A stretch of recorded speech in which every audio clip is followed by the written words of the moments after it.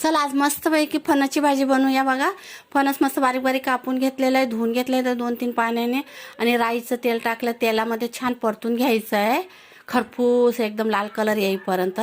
आणि आता काढून घेतलं आहे दुसऱ्या भांड्यामध्ये आणि कढईमध्ये आता तेच राईचं तेल टाकलेलं आहे, 2-4 काळ्या मिऱ्या लवंग टाकलेले आहे, इलायची टाकली आहे, तेजपत्ता आणि मेथी दाणे टाकले, उडदाची डाळ टाकलेली आहे हे आणि लाल मिरची पण टाकलेली आहे. परतून घ्यायचं आहे आणि आता कांदे टाकलेत भरपूर मोठे मोठे 3 कांदे टाकलेले आहेत. कांदे परतून घ्यायचं आहे, त्याच्यात टाकलेलं अद्रक लसूणची पेस्ट टाकलेली आहे, धनिया पावडर टाकलेली आहे, जिरा पावडर टाकली आहे, लाल तिखट टाकलेलं आहे, टमाटे टाकून ते पण परतून घ्यायचं आहे मस्तपैकी.